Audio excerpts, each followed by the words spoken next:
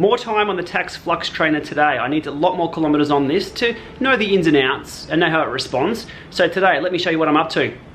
So in my minimal space setup here, I've got Zwift loaded here in the background. Not essential to have loaded, but they actually have a 50-kilometer triple play mission here that you can, if you ride 50 kilometers, you go into a draw for a bike. So I'm going to knock that one off today. I've got that paired up to the trainer via Ant+. Over here, I've got the Tacx cycling app, which is going to be setting this slope and the gradient for me for my testing this morning.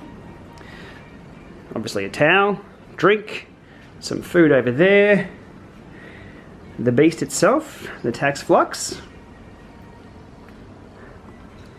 and my head units, Wahoo Element, Garmin 800, Garmin 820. These are indoors, should work just fine. Also running a Stages power meter here. iPhone on the quad lock with some headphones for some entertainment.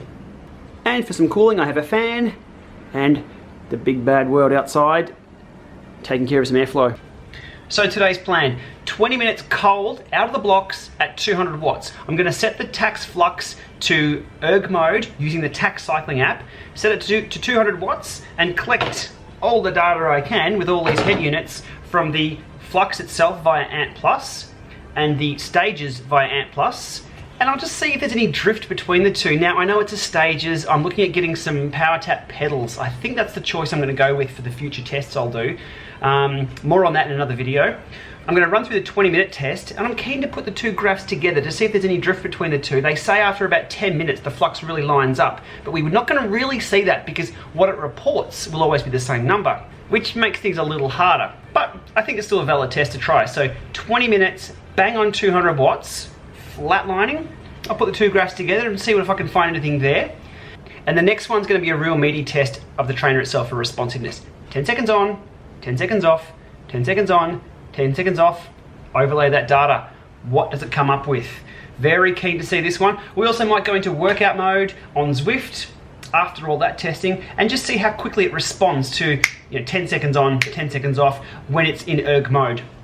So today's more about how the trainer responds and the data coming direct from the trainer. So I'm not pulling any data from Zwift, it's just running in the background so I can get my 50 case. And then it's all the data on here as well. Thanks to Rainmaker, I've got access to the DC Rainmaker Analyzer system, which is going to be really, really handy for both this and in the future. We're going to be able to overlay data a lot better, make it public so everyone can see.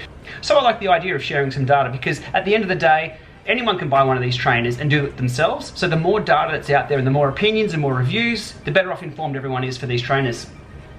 All right, let's get the tunes cranked up. It's going to be 20 minutes at 200 watts. Then we'll get stuck into the hard work. All right, let's go.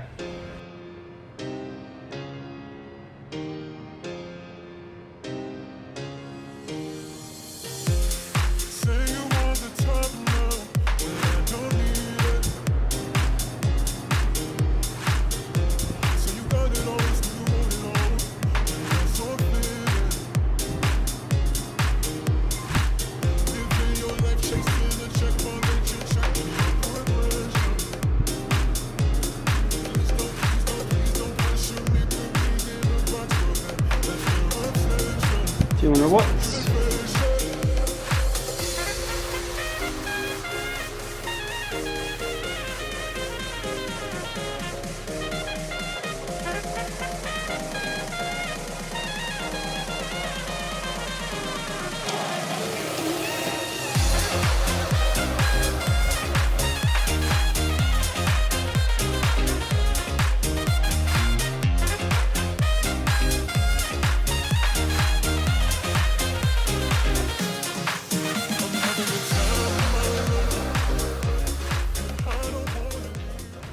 So 20 minutes at 200 watts, and you saw the numbers just then. That's pretty close. So again, in summary, the Stages, which was calibrated before my ride, 202 watts average for that 20-minute block, holding the same gear and the same cadence as well for the most of it.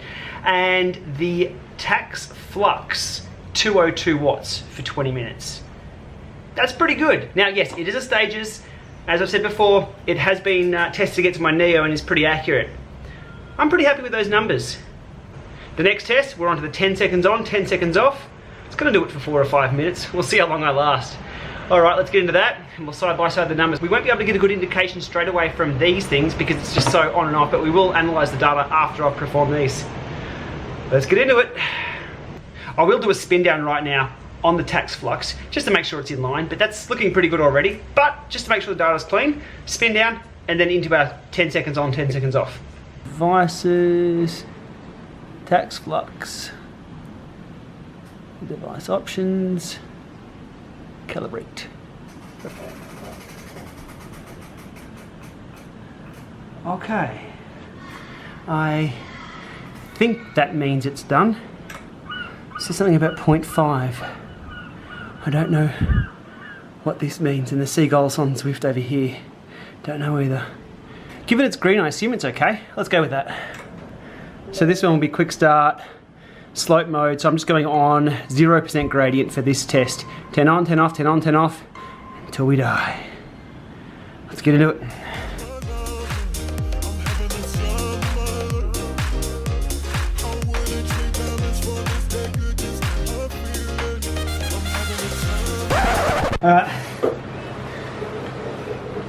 Alright, look, I got a minute 10 into those. And look, I'll be brutally honest, I got a really, really bad smell coming out of the machine. The belt seems to be slipping, and I don't want to take this any further. So peeps, that's it for now. I think I've had a bit of a system meltdown. Too many llama watts. Stay tuned.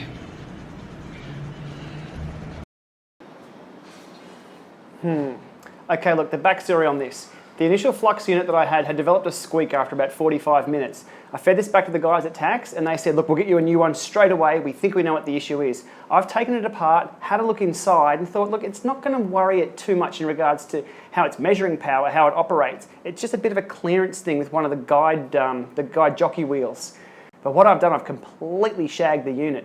Let me show you exactly what I've done, and I'll feed this back to the guys at Tacx as well. Again, I had a unit that was potentially broken anyway. So this isn't representative of the entire batch that's come out of the factory, so don't let this worry you. But I still want to include this on the channel so you know the experience that I've gone through. Let's go through what's going on. Okay, so Tacx FLUX, the insides. Now, this guide wheel just here, you can't see, but the clearance between that wheel there and the actual chassis or the frame wasn't enough for mine. It was actually touching and squeaking back down the bottom. So I thought it's not too much of a problem. I'll continue on with my tests because I want to get these tests and the numbers out ASAP for everyone to see.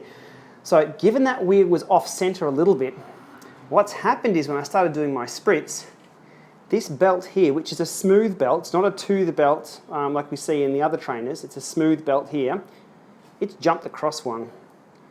You can see it's actually hopped across one way here, which has jumped it across too much on here, and it's completely shredded the belt inside. There's my autofocus again, how about that? So you can see that there's no clearance there, so the belt started to shred on the side of the case. All because that was off center when I first got it, and that's thrown the whole system out of whack. Look, and that's what this channel's all about. It's the real world experiences. And look, I did push that system to the limits when I was told not to. So this one's going to go back in the box. We'll go back to Tacx. The guys can learn from this as well. I think it's important though to do a lot more QA. So there we have it. Is what it is. I'll try and put the data together and see if we can come up with something and talk about it at the end of this video. My bad. All right, let's go Tacx. See ya. Thanks for watching.